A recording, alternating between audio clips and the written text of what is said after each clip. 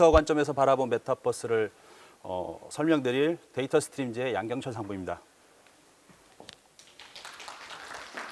오늘 발표 순서는 그 메타버스 개요와 메타버스와 데이터 그리고 메타버스의 미래라는 세 가지 분야로 좀 나눠서 발표를 하도록 하겠습니다.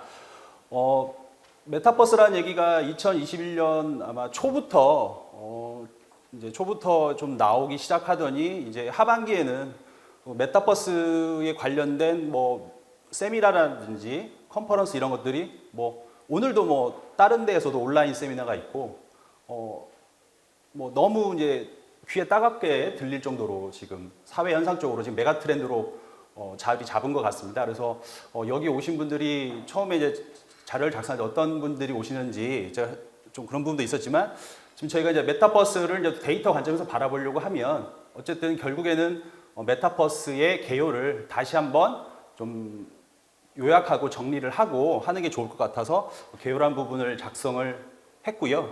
그리고 이제 데이터 그리고 이제 지금 이제 또 나오는 얘기들이 메타버스의 미래에 대해서 메타버스가 뭐냐, 뭐 예전에 있었던 거 똑같은 거 아니냐, 뭐 버블 아니냐, 뭐 이런 얘기도 있어서 그럼 메타버스의 미래가 어떻게 될 건지도 한번 간략하게 다뤄보도록 하겠습니다. 먼저 메타버스 개요에 대해서는 다음 순서와 같이 발표를 드리도록 하겠습니다. 메타버스의 배경에 대해서 이제 기술의 발달 부분과 이제 사회적 관점으로 말씀을 드릴 텐데요. 이 메타버스라는 부분이 단지 지금 계속 좋은 데이터 사이언스, 그 다음에 데이터 분석, 그 다음에 데이터 대시보드 이런 형태대로 해서 통계학이나 IT, 그 다음에 데이터 사이언스 분야라고 한다면 그 메타버스라는 것은 기본 근간으로는 IT를 하지만 이 메타버스라는 공간에서 모든 사회 현상들이 발생을 하기 때문에 IT 관점도 중요하지만 어떤 사회 문화적 그리고 각자의 영역에서 바라보는 관점을 바라봐야 되기 때문에 일단 저에 대해서 간단히 좀 설명을 드려야 좀 이 장표를 이해하시는 데 좀 쉬울 것 같아서 간단히 설명드리면 저는 이제 그 학부에서 이제 컴퓨터 공학을 했고 이제 석사는 이제 그 내추럴 랭귀지 프로세싱을 전공을 했었습니다. 그래서 이제 90년대 후반에 이제 내추럴 랭귀지 프로세싱 자연어 처리를 했었는데 이제 그때는 이제 룰 기반으로 자연어 처리를 해서 그때 실패를 했죠. 그래서 한때 자연어 처리 그 기계 번역이라고 해서 일본어를 제외하고 영어 번역하는 제품들이 많이 나왔다가 이제 수그러들고 그러면서 윈터 이즈 커밍이라고 해서 인공지능 분야가 90년대 후반에 이제 다시 좀 이렇게 겨울이 되는 시기가 있었는데 그런 걸 하고 나서 이제 검색과 포탈에 대한 여러 IT 분야 업무를 그래서 수행을 했었습니다. 그래서 그런 이제 플랫폼 기반 사업들을 제가 이제 개발부터 설계, 기획 같은 업무를 했었고요. 제가 이제 2013년도에는 이제 문체부 소속 공공기관에 그 문화 정보화를 담당하는 기관에 가서 문화와 데이터와 시스템과 문화를 접목하는 업무를 했었고 제가 이제 2019년도에는 그 문체부의 그 공공데이터 개방하는 사무관으로 해서 한 2년 동안 이제 문화 공공데이터를 민간에 개방하는 업무를 또 담당을 했었습니다. 근데 이제 금년에 이제 그 데이터의 중요성이 계속 커지고 있다 보니까 데이터 토탈 솔루션 회사인 그 데이터 스트림즈에 입사를 해서 지금 공공사업 부분 개발을 하고 있습니다. 또 그리고 현재는 지금 그 미래학이라는 분야를 좀 박사과정을 밟고 있고 그 미래학 중에서 이제 초연결 미디어라고 해서 매스미디어, 소셜미디어, 그 다음에 이런 메타버스 같은 이런 미디어들의 지금 현재 메가 트렌드와 그리고 향후 발전 방향을 지금 연구하고 있습니다. 그러다 보니까 제가 회사에서도 이런 메타버스에 대한 기획과 이걸 업무를 담당하고 있고 그러다 보니까 IT적인 기술, 그 다음에 사회 문화적인 부분까지 한번 이 장표에 녹여내려고 했고 이제 돌아가셔서 만약 메타버스를 사업을 영위하시거나 어떤 기획을 하시거나 어떤 영업을 하시려고 하면 그런 IT 기술뿐만 아니라 사회 문화적인 관점도 같이 고려를 해서 사업을 영위하시면 좋으실 것 같습니다. 그래서 인터넷에 모바일, 인터넷, AI 이렇게 했는데 이제는 이제 메타버스라는 용어가 나왔죠. 지금 보시면은 메타버스라는 용어에 세 가지 기반 기술이 있다 그러면 컴퓨터 기술과 플랫폼 기술, 그 다음에 시각화 기술로 좀 나눠봤습니다. 그래서 컴퓨터 기술 먼저 살펴보면 그 AI 같은 경우는 이제 1950년대에 1956년 그 다트머스 대학교에서 그 존 메카시라는 부교수가 이제 인공지능이라는 용어를 이제 컴퓨터 학술 대회에서 처음으로 써서 이제 인공지능 용어가 생겼지만, 뭐 1950년에 앨런 튜링이 뭐 튜링 테스트라든지 인공지능이라는 그런 개념들은 그 전에도 좀 있었습니다. 그런데 이런 것들이 이제 아까도 말씀드렸지만 뭐 1990년대 후반에 인공지능이라는 부분이 우리나라에서도 업이 됐었다가 다시 좀 수그러들었고, 그렇지만 2015년에 알파고와 이세돌 구단이 대국을 두면서 특히 우리나라 같은 경우에는 이제 인공지능이라는 용어가 다시 부활을 했다고 봐야 되겠죠. 그래서 여기 하단에 그림을 보시면 그 구글 딥마인드 최고 경영자가 이제 이 사진이 카이스트에서 강연을 하는 건데, 그 카이스트에서 역대 최고로 많은 뭐 학생들과 교수들이 이 강연에 참여를 했고, 그 참여를 못해서 그 강의실 밖에서도 뭐 스피커를 틀어놓고 들었다고 그런 얘기가 있습니다. 그리고 또 컴퓨터 기술 보시면 지금 PDA 같은 경우, 이게 스티브 잡스가 뉴턴이라는 PDA를 개발을 했었는데, 이 PDA가 개념은 좋았으나 또 기반 기술이 좀 약하고 이런 부분 때문에 다시 시장에서 소멸되었다가 2007년에 아이폰으로 화려하게 다시 부활을 했었죠. 그 다음에 모토로라 레이저가 지금 저희 이번에 삼성에서 저도 지금 G 플립을 이번에 쓰고 있습니다만은, 삼성 G 플립이 사실은 모토로라 레이저에서도 몇 년 전에 접는 휴대폰이 나왔었어요. 근데 그때는 또 이제 기술적으로 그렇게 문제는 없었던 것 같은데, 어쨌든 다른 요인에 의해서 삼성 G 플립이 지금은 좀 성공을 거두고 있고, 그 다음에 유비쿼터스 같은 경우는 이제 1988년도에 처음으로 이제 용어를 이제 교수가 써서 했는데, 이제는 IoT라는 부분으로 나왔고, 또 이제 유비쿼터스라는 부분이 언제 어디서나라는 개념이거든요. 그래서 지금 이제 스마트 시티라는 개념에서 많이 유비쿼터스 개념을 차용하고 쓰고 있습니다. 여기 있는 용어들이 다 여러분들이 아시는 용어일 텐데요. 그리고 또 비트코인이 이제 가상화폐, 가상자산이라는 부분이 또 이제 메타버스라는 곳으로 넘어와서 또 NFT라는 기술로 발전을 해서 사회에 영향을 미치고 있습니다. 이렇게 보시면 지금 현재 우리가 당연하다고 생각하는 이런 컴퓨터 기술들이 사실은 예전부터 있었고, 그렇지만 그 기술들이 중간에 한번 시장에서는 소멸까지는 아니지만 다운이 되었다가 다시 올라오는 그런 그래프 현상을 보이는 건 다들 아실 겁니다. 그래서 다음으로 이제 플랫폼 기술을 살펴보면, 이제 1990년에 이제 유럽 입자물리 연구소에 있는 팀 버너스리가 처음으로 월드 와이드 웹이라는 그 그래픽 유저 인터페이스의 인터넷을 개발한 거죠. 그 전에도 뭐 고포라든지 유즈넷이라든지 여러 텍스트 기반의 기술들이 있었습니다는, 월드 와이드 웹이 만들어지면서 인터넷이 발전을 하게 된 거죠. 맨 가운데 맨 밑에 화면이 그 팀 버너스가 최초로 만든 월드 와이드 화면입니다.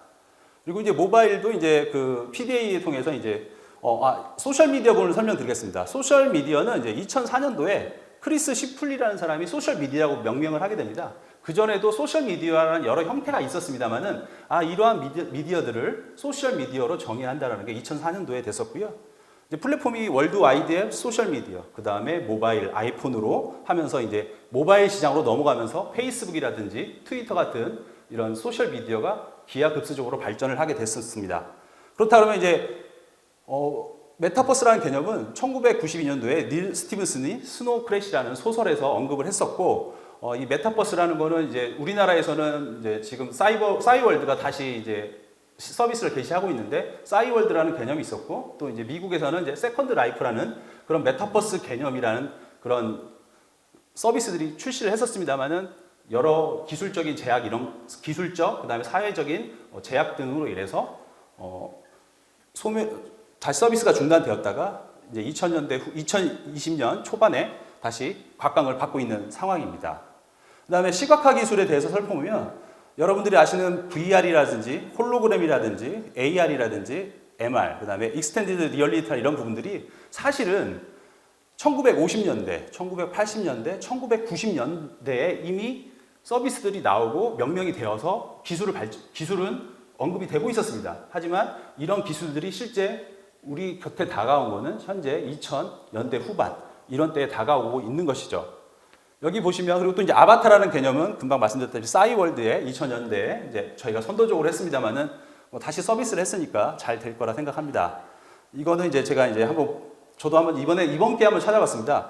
초기에 VR 헤드 마운트 디스플레이는 어떤 형태였을까 했더니 이제 1960년대에 나왔던 첫 번째 VR 그런 헤드 마운트 기기가 되겠습니다. 이렇게 보시면 컴퓨터 기술, 플랫폼 기술, 시각화 기술이 다양한 소멸과 다양한 발전과 소멸과 다시 부흥하는 이런 단계를 거치고 있는 것이고, 메타버스도 결국은 2020년대 초반에 그냥 한번 어디서 붕 뜬 개념이 아니라 이러한 컴퓨터와 플랫폼과 시각화 기술이 어떤 통합적인 유기적인 체계를 갖춰진 하나의 체계, 플랫폼이라고 얘기할 수 있겠습니다. 그러면 사회 문화적인 관점으로 메타버스 배경을 말씀드리면요, 코로나로 인해서 비대면 시대가 도래를 하게 된 것입니다. 그래서 코로나19를 계기로 해서 저희가 줌으로 화상회의를 하고, 이제까지 많은 회의들이 줌 컨퍼런스 이런 것들 유튜브로 했었는데, 그리고 오프라인으로 다시 하게 됐지만, 이러한 것들에 대해서 어떤 디지털 기술에 대한 거부감이 많이 사라졌고, 그 다음에 이런 것들을 통해서 마인크래프트라든지 이런 것들이 팬데믹 기간 90%를 증가를 했고요. 그 다음에 많은 재택근무 형태에 있어서 이제 하이브리드 워크가 지금 많이 각광을 받고 있습니다. 그리고 이제 팬데믹 종료 후에 이제 뉴노멀 현상으로 비대면 콘텐츠 이용과 교류는 지속될 전망이고요. 여러분이 많이 아시고 있는 그 줌이라는 그 화상회의 툴이라는 솔루션이 지금 이제 팬데믹 이후에는 각광을 받지 않을 거다라고 지금 해서 최근에 주식이 떨어졌는데, 실제 며칠 전에 줌의 실적 발표를 했는데 줌의 실적 발표는 계속 증가를 하고 있습니다. 이건 뭘 얘기하느냐? 팬데믹이 종료를 한다 하더라도 이러한 온라인과 오프라인이 결합돼서 계속적으로 발전할 거다라는 것을 인사이트를 얻을 수 있습니다. 그리고 이제 이 두 번째 Z세대 등장이 좀 중요하다고 보는데요. Z세대는 이제 1995년부터 2005년생을 말하는데, 이제 태어날 때부터 디지털을 쓰고 있다라고 해서 디지털 네이티브 세대라고 불리고 있습니다. 그래서 태어날 때에서 보시면은 이미지와 동영상으로 소통을 하고요. 그래서 저 같은 사람은 이제 검색을 많이 하지만 유튜브 동영상을 검색한다든지 이렇게 해서 어떤 세대 간의 소통 개념이 다르고요.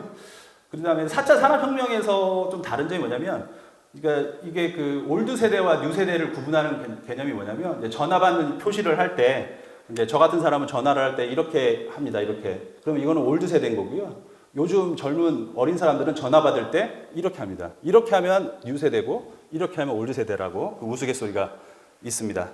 그래서 지금 Z세대가 646만 명이고요. 성인의 52%를 차지하고 있어서, 특히 이제 메타버스가 발전을 하고 사업을 영위하려고 하면 어쨌든 이런 디지털 기술에 저항감이 없거나 익숙한 이런 MZ세대를 대상으로 하는 사업과 영역을 개발을 해야 됩니다.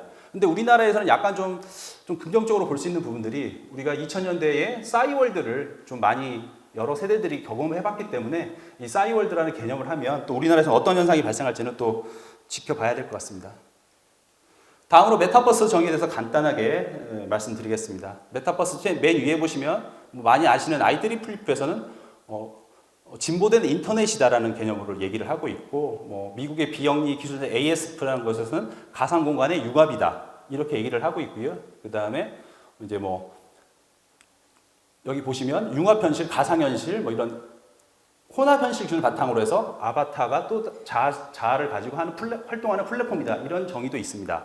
근데 보시면은 가장 밑에 있는 부분이 이제 제가 있었던 이제 문체부에서 이제 연초에 정의를 했던 건데, 개인이 아바타의 모습으로 현실의 활동과 그 이상의 경험을 할 수 있는 디지털 세계다라고 정리를 해봤습니다. 여러분들이 각자 요즘에 메타버스 부분이 각자 생각하는 부분들이 다른데, 이렇게 각각에서 정의하는 부분이 다르다 보니까 이렇게 하는데, 이 용어들이 다 비슷한 개념일 수 있고요. 또 약간씩 다를 수 있는데, 그렇기 때문에 메타버스라는 부분은 틀린 게 없고 맞는 것도 없습니다. 그래서 여러분들이 계속 정의를 해나가고 계속 개념은 좀 발전할 것 같습니다. 메타버스 4가지 유형은 간단하게만 말씀드리겠습니다. 보시면은 증강현실, 라이프 로깅, 거울세계, 가상세계로 나눌 수 있는데요. 이제 증강현실은 AR이라고 해서 예전에 저희 맨 밑에 있는 서비스 사례 보시면 포켓몬고 그런 것들이 이제 증강현실 서비스라고 할 수 있고요. 이제 라이프 로깅은 여러분들이 가장 잘 아실 만한 게 나이키 러닝 하는 게 저의 운동한 걸 다 기록하는 거고요. 이번에 며칠 전에 이제 그 나이키가 노블록스의 나이키 랜드라는 곳에 나이키 활동 공간을 만들었고 거기에 가면은 이제 그 모든 아바타들을 무료로 사용할 수 있도록 해서 이제 각 그 이런 럭셔리 회사라든지 각 브랜드들이 그 메타버스 내에서 자기 브랜드들을 홍보하는 활동들을 하고 있습니다. 그리고 거울 세계는 이제 구글 어스 같은 거, 그다음에 이제 가상 세계 같은 경우는 현실에 존재하지 않는 세계를 만드는 건데 그런 것들 뭐 포크나이트라든지 여러분들 많이 들어보시는 마인크래프트, 로블록스 이런 것들을 들어볼 수 있겠습니다. 예, 그러면 메타버스의 특징을 살펴보도록 하겠습니다. 메타버스의 특징은 뭐 두 가지 관점으로 나눠봤는데요. 인터넷 공간과의 다른 점은 이제 가상 세계라는 부분인데 이게 어떤 얘기냐면 리셋이나 끝이 없이 무한히 계속되는 세계라는 겁니다. 이게 쉽게 말씀드리면 어떤 얘기냐면 저희 혹시 IT 관리 어떤 서비스라든지 포털 관리하시는 분들이 있다면 포털도 지금 24시간 서비스가 유지돼야 됩니다만은 메타버스가 되게 되면 이제 아직까지는 그 우리 국내 같은 경우는 이제 외국인들이 이제 뭐그 영어로 되지 않는 사이트인 경우는 많이 오질 않는데 이제는 메타버스는 기본적으로 많은 사이트들이 많은 메타버스가 이제 글로벌화 돼야 되기 때문에 외국인들도 많이 오는 곳이 되겠습니다. 그래서 제페토 같은 경우도 90% 이상이 다 외국인이기 때문에 이 서비스가 중지가 되면 안 됩니다. 그렇기 때문에 IT 관리자의 입장에서 보면 포털 같은 경우는 저녁에 죽어도 정말 중요한 시스템 아니면 1시간, 30분 이렇게 복구를 하면 그렇게 크리티컬한 고객이나 회사에서의 불만이 없을 수 있는데 이제 메타버스라는 곳은 24시간 내내 체계가 유지되어야 되기 때문에 IT 관리자들에게 또 다른 위험 요소로 다가올 수 있습니다. 이런 가지고 있고요. 그 다음에 여기 그 이코노미 부분이 있습니다. 그 개인과 기업이 새로운 것을 만들고 또 소비하고 소유하고 이런 경제 체계를 만들 수 있다라는 것인데 이런 특징은 제가 이걸 차용해서 가져온 것이긴 합니다만은 이제 문제는 저희가 아직까지도 뭐 NFT라든지 가상 자산에 대해서 지금 정부에서 정확하게 가상 자산에 대한 뭐 과세를 유예하겠다 안 하겠다 이런 얘기는 벌어지고 있지만 정확하게 어떻게 정의를 하고 어떻게 발전시키겠다는 게 명확하지가 않다 보니까 이런 것들이 실제적으로 사업을 하는 데 있어서 또 좀 네거티브한 요소로 작용을 할 것 같습니다. 현재로서는. 그다음에 이제 두 번째로 이제 VR, AR과 다른 점은 사용자 참여입니다. 간단하게 말씀드리면 메타버스 이전에 VR, AR 같은 경우는 간단한 게임이거나 VR 같은 경우는 저희가 놀이공원 같은 데서 저희 자녀들과 그냥 가서 그냥 경험하고만 한 번에 끝내고 이건 어떤 얘기냐면 단순히 그 공급자 중심의 공급자가 제공한 콘텐츠만을 소비하는 형태였다 그러면 메타버스 내에서는 VR, AR 콘텐츠를 소비자 스스로 만들어낼 수 있고 하기 때문에 사용자가 참여가 가능하다는 것이 가장 다른 점이 되겠습니다. 그러면 저는 이제 사용자 참여를 되게 중요하게 생각하는데요. 한번 보시면 여기는 이제 제너럴한 서비스로 봤을 때 보면 참여형 플랫폼이 어떻게 하고 시장을 장악한 것은 결국은 어떤 거였나 보면 첫 번째 네이버 같은 경우는 그 2000년대 초반에 네이버 지식인 서비스를 런칭을 했고 그다음에 네이버 블로그 같은 서비스를 런칭을 했었습니다. 이걸 어떤 의미를 하냐면 경제적인 보상은 이루어지지 않았지만 그 인플루언서라는 개념을 네이버에서 만들어냈고 그래서 이 인플루언서가 많은 또 경제적인 활동을 광고라든지 이런 걸 해서 수입을 발생을 했었죠. 그러다 보니까 그쪽에 계속 네이버 지식인에 계속 데이터가 쌓이고 계속 활동이 이루어지는 그런 형태였습니다. 그래서 네이버가 시장을 장악하는데 뭐 뉴스와 함께 많은 역할을 했다고 볼 수 있고요. 그 다음으로 이제 유튜브 같은 경우는 이제 사용자들이 생산하는 UCC 콘텐츠를 자유롭게 올릴 수 있는 환경을 만들었고 이 UCC를 통해서 직접적인 경제적인 보상을 해줬기 때문에 우리나라 같은 경우는 네이버에 있던 많은 인플루언서들이 유튜브 활동으로 넘어오고 뭐 팟빵에 있던 사람들이 유튜브로 넘어와서 경제적인 활동을 하는 거죠. 그러니까 결국은 시장에 참여를 만들 수 있는 것은 어떤 경제적인 보상이라든지 경제 체계를 만들지 않으면 쉽지 않다라는 걸 말씀드리고 싶은 겁니다. 그래서 이제 2020년대에는 이제 로블록스가 이제 게임을 만들어서 그 게임 자체를 가지고 또 수익을 만들어낼 수 있는 구조를 해서 이렇게 그 사용자 참여 그리고 사용자 참여는 결국은 수익과 그런 경제 활동을 할 수 있게 만드는 것이 중요하다는 것을 강조드리고 있습니다. 그러면 메타버스의 구성을 한번 설명드리겠습니다. 많은 그 메타버스 소개에서 개념적인 부분들은 많이 얘기가 되고 있는데 실질적으로 메타버스의 플랫폼의 개념들을 설명하는 것은 별로 없는데요. 맨 저 끝에 보시면 현실의 여러 가지 AR 내비게이션이라든지 관광 여행, 그다음 쇼핑 이런 부분들의 데이터들이 메타버스 플랫폼에 구성되고 맨 밑에는 그 데이터 플랫폼이 존재하고요. 그다음 이런 AI 같은 도구들이 있어서 데이터 마트와 메타버스 데이터와 상호 교류를 하게 되고요.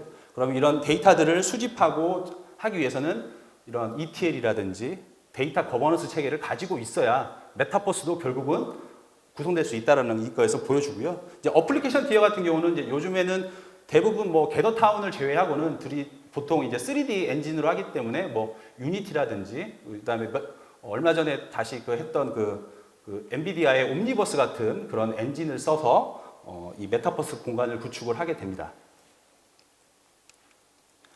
다음으로 이제 메타버스 동향에 대해서 한번 살펴보도록 하겠습니다. 메타버스 동향 국가 정책을 먼저 살펴보면요. 2020년도에 K 뉴딜 1.0을 발표를 했었습니다. 그 당시에는 이제 메타버스라는 부분은 K 뉴딜 1.0에서 빠졌었는데 금년에 K 뉴딜 2.0을 발표를 했고요. 재정 투자 규모에서 보시면 그 세 번째에 보시면 그 메타버스 초연결 신산업 육성에 대해서도 K 뉴딜에 추가가 되었습니다. 그래서 정부의 적극적인 의지를 가지고 있고요. 그 다음에 지금 메타버스 얼라이언스라고 과기부에서 지금 메타버스 얼라이언스에서 각 업체들을 지금 모집을 하고 있고 문체부에서도 지금 기재부와 문체부 등에서도 정부 주도로 지금 국가 정책을 추진하고 있고요. 그래서 2022년도 메타버스 관련 예산은 과기부에서 1,447억 원, 그 다음에 문체부에서 약 115억 원 등이 현재 책정돼서 이제 국회 심의를 통과하기만을 기다리고 있는 상황입니다. 그리고 8월 20일 기준으로 메타버스 얼라이언스에는 삼성전자, 이동통신사, 그 다음에 KBS, MBC, SBS 모든 그 방송사들이 우리도 메타버스 기업이다라고 표방하면서 8월 20일 기준으로 약 260개사가 메타버스 기업이라고 이제 과기부에 신청을 해서 등록을 하고 있습니다. 그리고 이제 서울시나 인천시 같은 지자체에서도 메타버스가 구축하겠다라고 자체 메타버스를 구축하겠다라고 계획을 수립했고 서울 비전 2030에서 메타버스 서울 추진 기본 계획을 2021년 10월에 발표를 했습니다. 글로벌 기업 등에서 간단하게만 살펴보도록 하겠습니다. 이 메타라는 기업은 여기 다 아시겠지만 페이스북이 메타라는 기업으로 명을 바꿨고요. 21년 10월에 바꿨고, 그다음에 마이크로소프트 같은 경우에도 또 이제 메타버스 협업 플랫폼 메시 포 마이크로소프트 팀즈라는 제품을 출시를 해서 마이크로소프트도 메타버스 영역을 강화를 하고 있고요. 그다음에 애플 같은 경우는 22년도에 AR 글래스를 출시한다. 2021년도 한다는 얘기도 있었지만 22년도로 예정이 되어 있는 상태입니다. 그리고 구글 같은 경우에도 영상 대화 플랫폼을 지금 공개를 했고요.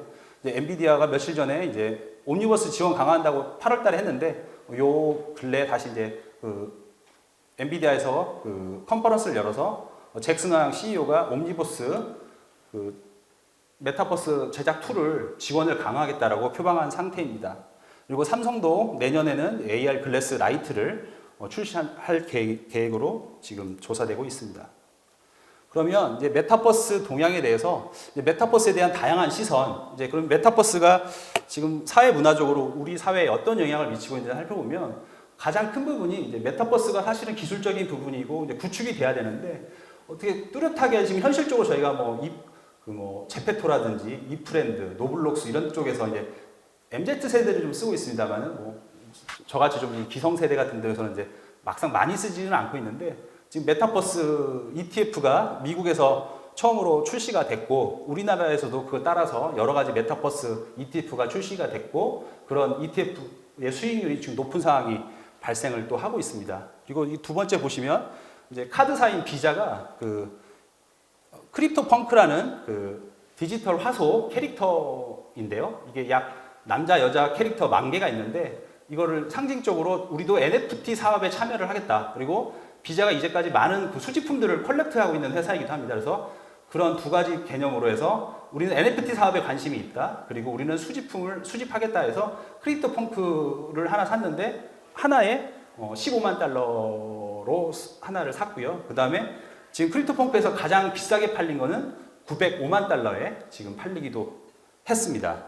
그리고 이제 정부 같은 경우에서는 이제 정부 행사들을 메타버스 행사로 하고 있고 이미 이런 컨퍼런스를 하는 회사들에서는 이제 환경이 메타버스라든지 온라인 행사로 바뀌는 추세다 보니까 이런 환경에서도 수익을 발생할 수 있는 어떤 체계를 만들기 위해서 노력하고 있습니다. 그리고 이제 교회에서도 한참 이제 그 코로나 때 교회에서 이제 비대면 하는 거에 대해서 초기에 거부감이 많았는데, 하지만 이런 MZ 세대를 또 교회에서도 전도 활동 이런 걸 해야 되기 때문에 이제 교회에서도 이제 메타버스를 이용하는 거라 해서 유튜브 같은 데 보시면 목사님들이 우리 교회에서 메타버스를 어떻게 구축해야 되는지 이런 많은 사례들이 지금 올라오고 있는 상황입니다. 그리고 이제 사회문화적으로 이제 예전에 세컨드 라이프가 좀 실패했던 이유 중에 하나가 이런 많은 성인물이 범람해서 했었는데, 이런 이제 또 메타버스에서도 이제 제페토 같은 데서도 보면 어떤 여성 캐릭터가 있다 그러면 여성 캐릭터만 따라다니는 그런 사이버 스토킹이 더 발전한 형태로 되는 것도 있고요.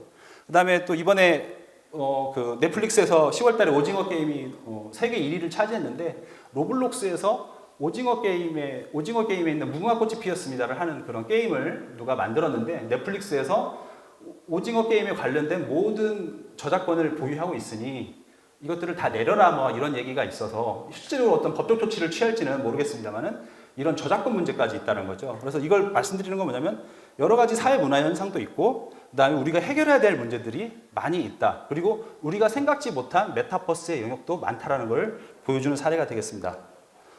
다음으로 국내 동향을 말씀드리도록 하겠습니다. 국내 동향에서는 이제 지금 금융권에서 메타버스에 대한 지금 사례들이 많이 나오고 있습니다. 그래서 메타버스를 뭐 제페토라든지 이프렌드 이런 쪽에 많이 이제 하려고 하고 있고요. 근데 이제 며칠 전에 이제 신한은행에서는 자체적인 메타버스 플랫폼을 하겠다라는 거고, 뭐 농협 같은 데서는 이제 독도 프로젝트 같은 걸 하겠다라고 하는데, 이제 이런 부분들에서 말씀드리고 싶은 거는, 그러면 과연 지금 메타버스 내에서 현재 지금 여러분도 많이 아시겠지만 IT 기술은 많이 발전을 해서 시스템은 속도는 빨라지고 했습니다만은 은행에 관련된 업무들이 뭐 대출이라든지 뭐 자녀들의 계좌 개설을 하는 데 있어서 여러 가지 법적 절차가 있다 보니까 시스템은 빠르지만 실제 하나를 개설하는 데는 실제 오프라인으로 직접 가야 되고 사인을 해야 되고 하면 뭐 계좌 개설하는데 하나 하는데 30분 걸리기도 합니다. 그러면 과연 이런 것들을 메타버스 내에서 어떻게 구현할지, 이런 거에 대한 과연 고민이 있는지 그런 부분을 많이 살펴봐야 된다는 것이고요. 과연 그렇게 만들었었을 때 지금 바로 주변에 내가 인터넷 뱅킹을 해도 되고 뭐만 해도 되는데 메타버스까지 가서 뭐 VR 헤드 마운트를 쓰고 해야 된다든지 이런 것들을 많이 고민을 해야 되는 상황이라서요. 뭐 그런 부분들을 오히려 뭐 Z세대가 쉽게 접근할 수 있는 어떤 뭐 브루버블 게임 같은 어떤 금융 게임이라든지 이런 거는 또 접근해 보는 건 어떨 것지 개인적으로 생각하고 있습니다.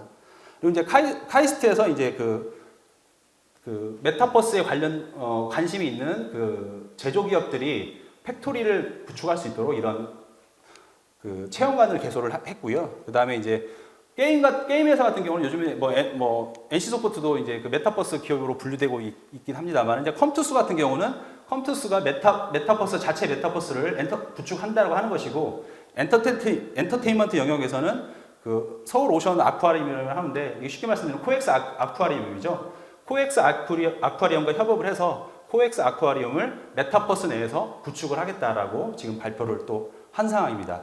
그리고 이제 자동차 조선에서도 이제 디지털 트윈 쪽으로 이제 뭐 메타버스를 하게 되는 거고요. 그 다음에 이동통신 3사 같은 경우는 지금 금년도에 SK가 이제 이프랜드를 런칭을 했고, LG U+ 같은 경우는 키즈 시장에 좀 특화를 해서 키즈 영역에서 메타버스를 좀 하겠다라고 하고 있고, 이제 KT 같은 경우는 이제 사용자들이 이제 공간 영역으로 해서 스튜디오 같은 걸 통해서 직접 사용자들이 컨텐츠를 만들 수 있는 이런 공간들을 만들어서 메타버스를 구축하겠다고 해서 내년도에는 특히나 더 이통 3사의 경쟁이 치열해질 상황입니다. 그리고 이제 정부기관에서는 이제 서울시 같은 경우는 자체 메타버스를 3개년 계획을 세워서 자체 메타버스를 구축하겠다는 계획을 세우고 있습니다. 이렇게 보시면은 여기에 보시면 모든 영역들이 보시면은 다 데이터가 되겠습니다. 여기서는 이제 금융 데이터가 되겠고요. 여기서는 팩토리 내에서 모든 제조 생산 과정들이 데이터가 생성이 돼야 되는 것이고, 서울 오션 아쿠아리움 같은 경우에는 어떤 생물들에 대한 데이터가 생성이 되고 할 것이고요. 그다음에 서울시 같은 경우는 다양한 사회 문화 공간, 그다음 행정까지도 메타버스로 구성되기 때문에 이런 메타버스라는 공간이 공간이기도 하지만 실제적으로는 많은 데이터가 생성되는 공간이다. 이런 부분들을 말씀드릴 수 있겠습니다. 그러면 다음으로 메타버스를 데이터 관점에서 한번 살펴보도록 하겠습니다. 메타버스와 데이터의 관계를 살펴보면 이게 지금 하다 보니까 장표에 빠졌는데 이거는 유니티 코리아 출처는 유니티 코리아입니다. 유니티 코리아에서 간단하게 메타버스와 현실 관계를 설명을 해줬는데 저는 개인적으로는 이 그림이 메타버스와 현실 세계를 가장 잘 표현한 그림이 아닐까라고 생각을 하고 있습니다. 그래서 현실 세계에서는 데이터를 제공을 하고요. 그 데이터라는 것이 기존에 했던 데이터들, 아까 말씀드린 은행의 거래 데이터라든지 이런 것도 될 수 있지만 또 공간 데이터 이런 것까지 모든 것들을 현실 세계에서는 데이터로 제공을 하고요. 메타버스 내에서는 현실의 세계와 가상의 세계가 조화된 공간에서 커뮤니케이션을 하고 놀이를 하고 창작을 하고 경제 활동을 하게 되면 또 이 현실 세계에서는 가치를 준다는 것이죠. 그래서 산업군에서 보면 이 가치라는 것은 결국은 경제이기 때문에 어떤 이익을 가져다 주는 것이 될 거겠고요. 공공에서는 국민들에게 편의라든지 편이라는 이런 편의성을 제공할 것이고요. 어떤 공익적이라든지 사회복지적인 측면에서는 여러 가지 공공의 이익을 도모할 수 있는 이런 가치를 제공하는 세계라고 될 수가 있겠습니다. 그러면 이 메타버스의 데이터의 종류를 제가 한번 임의적으로 한번 잡아봤습니다. 이 부분은 제가 좀 잡은 거기 때문에 앞으로도 많은 데이터의 종류가 늘어날 수 있을 거라 생각을 하는데 일단은 제가 한번 의미를 나눠봤습니다. 그래서 메타버스 데이터는 첫 번째로 이제 공간 데이터를 들 수 있겠습니다. 이 공간 데이터라는 건 어떻게 하냐면 메타버스 구축에 필요한 현장의 공간 데이터를 말씀드리는 거고요. 예를 들어서 지금 한국관광공사에서 제페토의 여러 이제 관광에 관련된 관광지를 제페토에 구축을 하고 있는데 그러려면 이제 공간에 대한 데이터를 좌표 정보, GIS 정보라든지 이런 것들을 상세한 데이터를 제공을 해야 됩니다. 그래서 여기에서 많은 데이터들이 발생을 하고요. 또한 이 현실의 데이터와 또 제페토라든지 이프랜드라든지 각각의 공간에서 메타버스 공간에서 구축된 데이터가 다양한 형태를 띠고 있기 때문에 이 또 가상 공간의 공간 데이터가 또 생성이 되는 거게 되겠습니다. 여기 보시면 관광지, 도서관, 공장, 농장, 지구, 화성, 인체 이런 부분들이 다 공간 데이터라고 표현을 할 수 있겠습니다. 그러니까 모든 것들을 공간으로 한번 치환을 해볼 수 있다는 거죠. 인체가 왜 공간이냐라고 말씀드릴 수 있냐면 인체는 여러분이 혹시 이거 손 들고 하는 거 좀 싫어하시기 제가 말씀드리면 인간은 약 60조의 세포로 이루어져 있습니다. 그러면 이 60조라는 세포가 인체에 있기 때문에 이거를 메타버스 안에 세포 단위로 치환을 해서 메타버스를 그린다 그러면 60조의 어마어마한 우주 공간에서 메타버스를 구현할 수 있는 것이죠. 그렇기 때문에 인체가 공간으로 치환될 수 있는 거고요. 또 뇌는 30억 개의 또 뉴런으로 연결되어 있는데 이 30억 개의 뉴런을 만약 나중에 어떤 복원 이런 메타버스에서 구현을 한다면 그조차도 공간으로 구성될 수 있습니다. 그렇기 때문에 공간 데이터로 표현을 해봤고요. 사용자 데이터는 어떤 거냐면 메타버스를 이용하는 아바타를 포함한 사용자 데이터를 얘기하는 것입니다. 즉 이건 뭔 얘기를 하냐면 아바타가 하는 모든 행동에 대해서는 이것들은 사용자 데이터로 분류를 할 수 있습니다. 그러니까 사용자의 입력 데이터와 아웃풋 데이터를 말씀드리는 거게 되겠습니다. 그래서 이 사용자 데이터가 왜 중요하냐면 기존 포탈에서는 사용자 데이터가 보통 개인 정보라든지 어떤 메뉴를 이동했나 이런 정보만 쌓이면 되는데요. 메타버스 내에서는 이제 관광지 같은 경우는 행동 데이터, 이 사람이 메타버스 내에서 걸어 다니는지 뛰어다니는지 제페토에서 많이 뛰어다닐 수 있는데 이 사람이 제페토에서 하루에 30분을 뛰어다녔는지 20분을 뛰어다녔는지 이런 것들이 메타 상세화라는 개념을 통해서 다 데이터로 표현이 돼야 되고 향후에 분석이 돼야 이 메타버스라는 공간을 운영할 수가 있게 되는 겁니다. 그리고 교육 메타버스에서는요, 지금 헤드마운트를 쓰게 되면 사람의 눈동자가 인식이 돼서 말하자면 예를 들면 예전에는 저희가 수업 시간에 잠도 자기도 했는데 이제 헤드마운트를 끼고 아니면 이 사람의 눈을 인식할 수 있는 어떤 디스플레이가 있다 보면 자고 있는 사람에게는 알람이 갑니다. 자면서 누구 자고 있다. 이런 것까지 다 분석을 합니다. 그래서 사용자의 눈동자가 지금 밑을 향하고 있는지 위를 향하고 있는지 그리고 수업 시간에 한 사람의 개인이 실제 집중을 30분을 하는지 50분을 하는지 20분을 하는지가 다 데이터로 기록이 되고 다 분석하게 됩니다. 이런 현상이 있기 때문에 사용자 데이터가 어마어마하게 많이 늘어나게 되는 상황이 된 겁니다. 그래서 이런 또 그리고 또 이제 채팅 정보, 기존의 채팅 정보는 음성이 아니라 그 텍스트 정보이기 때문에 양이 적을 수 있습니다. 그렇지만 또 이제 메타버스 내에서는 뭐 제페토에서도 지금 음성 대화가 이루어지기 때문에 음성 데이터를 저장하겠다라고 사용자가 동의했었을 때는 그 음성 데이터를 직접 저장하거나 아니면 그것들을 텍스트 변환해서 저장하는 수많은 사용자 데이터가 대량의 데이터가 발생을 하게 됩니다. 마지막으로 이제 시간 데이터라고 정의를 한번 분류를 해봤습니다. 시간 데이터를 한번 가치 데이터로 나눌 수 있겠는데요. 시간 데이터라는 것은 사용자, 센서, 인공지능이 이제 메타버스에서 활동하고 또 현실 세계와 상호작용해서 생성하는 의미 있는 데이터를 줄 수가 있겠습니다. 이건 어떤 거냐면 상품도 시간으로 데이터, 영상, 게임 이런 그 메타버스 상에서 발생하는 그런 모든 데이터들을 시간 데이터로 치환을 할 수가 있습니다. 왜냐하면 메타버스라는 공간에서 사용자의 시간을 소비하고 시간을 생산하는 거기 때문에 이런 가치 데이터를 시간으로 한번 치환을 해봤습니다. 그렇기 때문에 상품도 거기서 상품을 생산하고 그 상품이라는 게 어떤 거냐면 그 디스플랜드인가 하는 그 부동산 그 건축 메타버스가 있는데 여기서는 시간을 들여서 부동산을 생산자가 생산을 하게 되고 그러면 이 생산된 부동산을 소비자가 와서 직접 그 가상의 부동산을 사게 되는 경우가 있습니다. 그래서 몇십억 하는 그런 부동산도 있는데요. 이런 것들이 시간을 들여서 생성된 데이터이기 때문에 이런 데이터들을 시간 데이터라고 정의를 해봤습니다. 그러면 이거를 지금 이 간단한 장표를 가지고 메타버스의 데이터의 특징을 다 이해를 못 하실 수 있습니다만은 그러면 메타버스 데이터의 특징은 뭐냐면 생성되는 데이터의 종류가 다양하다는 거겠습니다. 금방도 말씀드렸다시피 이런 사이트에서 발생한 데이터와는 비교될 수 없는 다양한 데이터가 발생을 하는 거고요. 그리고 또 그 데이터의 양이 방대하게 된다는 것이고요. 또 실시간으로 생성된다는 것입니다. 그러니까 말하자면 지금은 인터넷 포털 같은 경우에는 저희가 어떤 책을 구입하기 전까지는 다 키인을 하게 되죠. 키인을 하고 저희가 저장을 누르기 전까지는 데이터가 생성이 되지 않습니다. 하지만 메타버스는 실시간으로 움직이기 때문에 그 실시간 모든 것들이 다 데이터로 간주되어야 되기 때문에 실시간 데이터성이 되겠습니다. 그래서 이런 것들은 빅데이터 분석과 인공지능 활용을 통해서 새로운 가치 데이터를 창출할 수가 있게 될 수 있다고 생각을 합니다. 그리고 이제 메타버스와 현실 세계의 이제 무작위성과 우연성에 의한 데이터가 생성될 거라 생각합니다.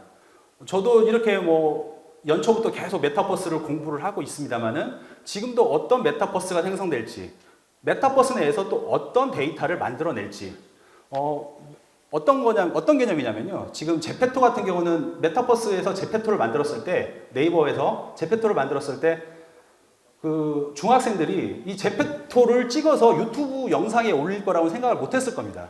근데 중학생들은 제페토에서 드라마를 찍어서 그거를 유튜브에 올리는 현상들을 발생을 하고 있습니다. 그러니까 어떠한 현상들이 발생할지는 아직까지는 초기 단계가 모른다는 것이죠. 그래서 이러한 현상들이 계속 발생을 할 거기 때문에 무작위성과 우연성이 되게 중요한 요소다. 그래서 이러한 것들이 또 계속 발전하면서 향후 가치를 창출할 수 있을 거라 생각을 합니다.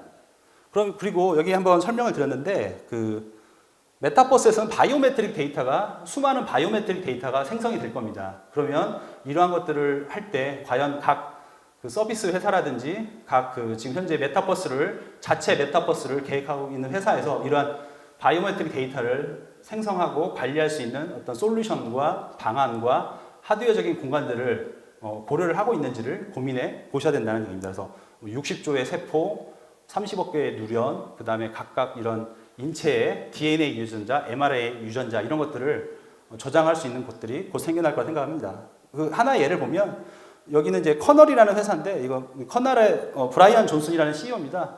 이 CEO가 2014년도에 브레인트리라는 회사를 이제 페이팔의 결제 관련 솔루션을 브레인트리라는 회사를 아예 페이팔에 매각을 했는데 그 돈을 가지고 인간의 뇌파 신호를 추출할 수 있는 지금 커널의 커널 플로우라는 제품을 만들고 있는데요. 이거를 유튜브 가서 보실 수 있는데 지금 실시간으로 본인이 말을 하게 되면 뇌에 어떤 영역이 활성화될 수 있는지를 이렇게 이 그래픽적 형태로 된 이걸로 뽑아낼 수 있다는 거죠. 추출할 수 있다는 거죠. 그러면 이게 향후 메타버스의 몇 년 안에는 이 데이터가 입력 데이터로 메타버스 내에 존재할 수 있다는 거죠. 그러면 이 데이터의 또 용량도 많아지기 때문에 이러한 것들이 향후에는 메타버스의 입력 체계가 현재는 그 시각으로만 하고 있는데 촉각, 그 다음에 이런 뇌의 영역까지도 메타버스의 입력 체계로 들어올 수 있다라는 부분을 말씀드리겠습니다. 그러면 간단하게 그 사례로 한번 메타버스와 데이터의 관계를 한번 살펴보도록 하겠습니다. 이 사례를 저는 이제 도서관으로 잡았는데요. 도서관에서는 어떤 게 있냐면 현실 세계의 지금 도서관은 행동에 제한이 있습니다. 어떤 얘기냐면 도서관에 가서 제가 어떤 책을 빌리고 싶으면 직접 도서관을 방문을 해서 거기에서 이제 책을 열람을 하게 되는데요. 여기서 조용해야 됩니다. 그래서 뭐 자녀가 어린애가 있으면 같이 가서 책을 빌릴 수가 없죠. 거기서 조용해야 되니까요.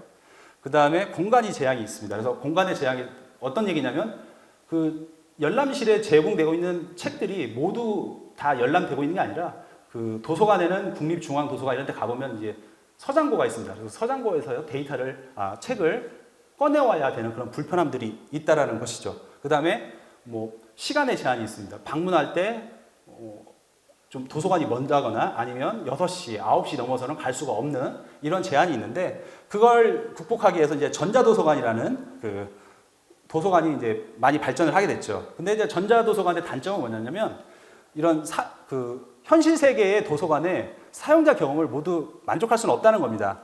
현실 세계의 도서관이 좋은 점이 뭐냐면 제가 예를 들어서 뭐 메타버스라는 책을 하나 빌리러 갔습니다. 근데 메타버스 옆에 뭐 소셜미디어라는 책이 있으니까 이 책도 볼 수 있고 이 책도 주변에 이런 거 볼 수가 있는데 전자도서관에서는 제가 검색한 검색어 위주로만 보여주기 때문에 사용자 환경이 전혀 다른 얘기가 됩니다. 그러다 보니까 좀 현실 세계의 도서관의 형태를 느낄 수 없다는 게 단점이고요. 그래서 주 서비스는 이제 전자책하고 대여 예약하는 서비스로 되어 있는데 이게 세컨드 라이프에서 예전에 그 메타버스 형태로 구현된 도서관인데 이렇게 직접 이거를 검색할 수 있게끔 했었는데 이제 메타버스 도서관으로 되면 이제 국립중앙도서관에서 이렇게 한번 지금 시도를 하고 있고요. 이제 메타버스 내에서는 행동이 자유롭게 됩니다. 그 공간에서는 실제 서고는 똑같이 현실 세계의 도서관과 구축할 수 있지만 거기서는 뛰어다녀도 되고요. 뭐 다른 사람과 옆에서 얘기를 해도 됩니다. 여기 이 공간에서는 도서 인플루언서 사람이 경제적인 활동을 영위할 수 있습니다. 나는 메타버스의 전문가다. 나는 인문학의 전문가다 하면 나는 전문가라는 배지를 달고 거기서 사용자에게 이 책을 추천할 수도 있고 하면 그 책을 추천하게 되면 NFT로 보상을 해줄 수도 이런 형태도 될 수가 있기 때문에 다양한 사용자 교류가 있을 수 있고 뭐 도서관에서 게이미피케이션으로 어느 도서관에 어느 서고에서 보물을 찾으세요라는 이런 사용자 방문 이벤트도 할 수가 있게 되는 겁니다. 그리고 공간의 자유는 모든 장소를 조회 검색할 수 있고 또 테마별 가상도서관을 구축할 수도 있고요. 또 도서관에서 그 글램이라고 해서 갤러리라든지 그 다음에 아카이브, 뮤지엄의 자료도 연결을 해서 예를 들면 문체부의 국립중앙도서관은 그 책과 관련된 국립중앙박물관의 뮤지엄에 있는 어떤 유물 같은 것도 바로 메타버스 도서관에서 검색해 볼 수 있고 홀로그램을 띄워볼 수도 있고 이런 메타버스 공간을 가상할 수 있다는 것이죠. 그러면 이러한 그 메타버스 데이터는 여기 보시면 데이터만 간단하게 설명드리겠습니다. DB 데이터가 쌓이고 도서 데이터, 사용자 데이터, 대여 정보, 서고 데이터, 이런 다음에 행동 데이터, LOD 데이터, 그 다음에 VR, AR 데이터, 연계 데이터들이 쌓이면 이러한 것들을 데이터를 거버넌스 체계가 있어야 되고요. 데이터 거버넌스 체계가 있어야 되고 그 다음에 데이터를 분석할 수 있는 체계가 돼야 되고요. 그 다음에 데이터를 공유할 수 있는 체계로 구성이 돼야 됩니다. 그러면 이러한 것들을 어떻게 할 수 있냐라고 말씀드리면 간단하게만 말씀드리면 저희 이제 데이터 스트림즈는 이제 그 데이터에 관한 토탈 솔루션 회사로서 지금 현재 20년 사업을 영위하고 있습니다. 그래서 데이터 통합이라든지 빅데이터 플랫폼, 거버넌스 체계를 해서 전 영역의 솔루션을 다루고 있기 때문에 이러한 메타버스도 하나의 플랫폼으로 보게 되면 이 플랫폼의 데이터들을 모두 소화할 수 있는 그런 사업을 영위하고 있고 보유 기술은 다음과 같습니다. 그래서 데이터 스트림즈의 제품군을 보면 각각의 수집, 그러니까 데이터 수집, 그 메타버스에서도 데이터를 수집을 해야 되는데요. 그런 수집하는 영역과 그다음에 저장하는 영역에 대해서 이런 솔루션들을 보유하고 있고 또 이런 분석하고 이런 수집, 저장, 분석을 위한 데이터 거버넌스 체계를 위한 솔루션들을 보유하고 있습니다. 마지막으로 그 메타버스의 미래에 대해서 간단하게 살펴보도록 하겠습니다. 메타버스의 미래 예측에 대해서 한번 설명을 드리면요. 이제 지금 가장 관심이 많은 부분들이 메타버스가 이거 거품 아니야? 메타버스 이거 뭐 똑같은 거 아니야? VR, AR 아니야? 싸이월드랑 다른 게 뭔데? 라고 할 수 있는데 이제 메타버스가 좀 전에도 말씀드렸지만 이런 데이터의 영역이라든지 어떤 뇌과학이라든지 그 다음에 어떤 생체공학, 그 다음에 여러 가지 시각 기술의 발전을 하게 되면 향후에는 여러 가지 의미 있는 일을 할 텐데요. 그렇기 때문에 데이터를 지금 메타버스의 미래가 어떻다라고 정의를 할 수 없습니다. 하지만 메타버스는 예측은 할 수 없지만은 향후에 그런 대안적인 미래를 통해서 대안적인 것들, 메타버스 각각의 영역에서 뭐 그 보건 쪽이나 그 다음에 IT 쪽이라든지 금융 이런 쪽에서 각각의 영역에서의 여러 가지 것들을 발전시키면서 서로 대안적인 미래를 가져갈 수 있다라고 생각을 합니다. 그래서 메타버스가 꼭 긍정적인 영역만 있는 건 아니고요. 이 메타버스의 미래를 한번 보시면 메타버스에서 뭐 여러 가지 긍정적인 요인도 있지만 그 좀 부정적인 요인도 있을 수 있습니다. 그런 것들이 서로 발전하고 서로 그런 것들을 협의해 나가면서 발전을 할 거고요. 보시면 메타버스는 지금 현재로는 관광이나 게임, 체험, 경제활동 등으로 한정된 역할을 하고 있는데 향후에는 이제 기술이 발전하고 사회 문화적인 서로의 컨센서스가 이루어지면 미래상이라든지 가상의 실험 공간, 국가의 사회 문제의 해결장으로 발전을 할 거고요. 그 핵심은 데이터가 되겠습니다. 결국은 지금은 시각화 기술이라든지 3D 기술이 각광을 받고 있지만 결국은 거기서는 인간의 모든 사회 현상이나 모든 활동들이 있기 때문에 결국은 오늘 계속 말씀드리고 있는 앞전에서 말씀드렸던 이런 데이터들의 핵심이 될 거다. 그리고 이런 데이터들이 대용량이 되다 보니까 기존의 데이터 웨어하우스라든지 데이터 레이크 이런 부분에 멈췄다면 이제 대용량의 데이터를 가상 공간에서 서로 통합해서 조율할 수 있는 빅데이터 패브릭 형태로 갈 거라고 저는 말씀드릴 수 있겠습니다. 예, 이상으로 발표를 마치도록 하겠습니다. 고맙습니다.